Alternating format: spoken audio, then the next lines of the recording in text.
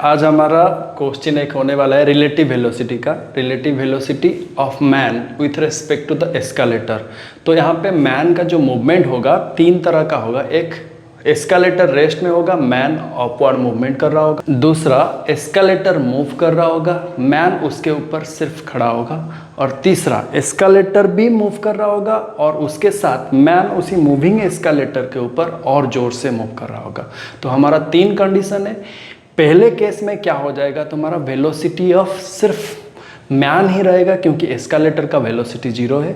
दूसरा केस में सिर्फ एस्केलेटर मूव कर रहा है तो इसीलिए एस्केलेटर का वेलोसिटी रहेगा। तीसरा केस में दोनों एक ही साथ मूव कर रहे हैं तो वेलोसिटी ऑफ एस्केलेटर भी रहेगा और वेलोसिटी ऑफ मैन भी रहेगा। तो हमारा यहाँ पे क्वेश्चन क्या है, देखो, a person walks off in a stalled escalator. Stalled escalator मतलब क्या होता है, तुम्हारा ये एस्केलेटर रेस्ट में है। तो कितना टाइम लगता है रेस्ट एस्केलेटर में जाने के लिए, 90 सेकेंड्स लगता है। ओके। और दूसरा, when the standing man on the same escalator now moving he is carried out in 60 second. जब एस्केलेटर मूव करेगा तब कितना टाइम लगेगा, तब उसको टाइम लगेगा t2 = 60 सेकेंड। ओके। और ये था तुम्हारा t1 = 90 सेकेंड और ये t2 60 सेकेंड। तीसरा, जब दोनों एक ही साथ मूव कर रहे होंगे तो हमें क्या निकालना होगा, हमें पूछ रहा है कि the time he would take to walk off on the moving escalator will be. और दोनों एस्केलेटर के ऊपर मैन मूव कर रहा है इसीलिए दोनों का वेलोसिटी R हो जाएगा। रिलेटिव वेलोसिटी यहाँ पे कंबाइन हो जाएगा, velocity of escalator plus velocity of man.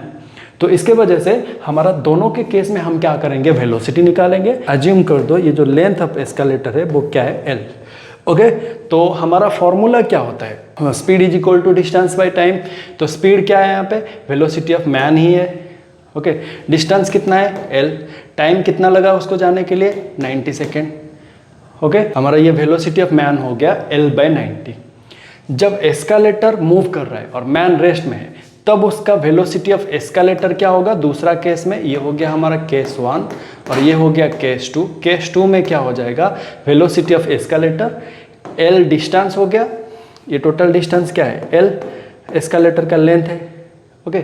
और एस्केलेटर अभी मूव कर रहा है, मैन रेस्ट में, तो एस्केलेटर को कितना टाइम लग रहा है जाने के लिए, 60 सेकेंड लग रहा है। तो L/60 सेकेंड हो गया डिस्टेंस बाय टाइम। ये तुम्हारा स्पीड हो गया, speed of the escalator, distance हो गया एस्केलेटर का L और टाइम कितना हो गया उसका, 60 सेकेंड लग रहा है उसको जब एस्केलेटर मूव कर रहा है ऊपर। यहाँ से एस्केलेटर को यहाँ पे पहुँचने के लिए कितना लगता है, 60 सेकेंड। मैन रेस्ट में सिर्फ एस्केलेटर मूव कर रहा है तो हमारा वेलोसिटी ऑफ एस्केलेटर निकल गया L/60। तो अगर दोनों कंबाइनिंगली मूव कर रहे होंगे तो टाइम कितना लगेगा, लेट कंबाइनिंग टाइम T। तो T क्या, टाइम का फॉर्मूला क्या होता है, डिस्टेंस बाय स्पीड। तो हमारा डिस्टेंस के लिए हम क्या यूज़ करेंगे, L। स्पीड क्या है, दोनों का स्पीड R हो जाएगा, velocity of man in first case, velocity of escalator in second case. तो L ऊपर रह गया, वेलोसिटी ऑफ मैन की जगह हम क्या पुट करेंगे, वेलोसिटी ऑफ मैन हमारा निकला था L/90, तो यहाँ पे L/90 पुट कर लो और इधर पुट कर लो L/60। ओके।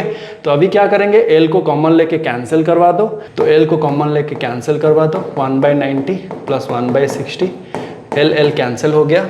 फिर अभी क्या करेंगे, इसी में अभी क्या करेंगे, ऊपर रह गया 1 और 90-60 का एलसीएम क्या होता है, 180, 92 जा और 63 जा और यह हमारा रेसिप्रोकल होके हो जाएगा 180/5। तो हमको कितना लगेगा, 5 3 जा 15, 15 3 30, 5 6 जा 30। तो ये हमारा हो गया 36 सेकेंड। 36 सेकेंड लगेगा। एस्केलेटर में मैन भी मूव कर रहा है और एस्केलेटर भी मूव कर रहा है, दोनों एक ही साथ मूव करेंगे तो हमारा टोटल टाइम लगेगा कितना, 36 सेकेंड। ओके। तो ये था हमारा रिलेटिव कंबाइनिंग वेलोसिटी का न्यूमेरिकल। Thank you.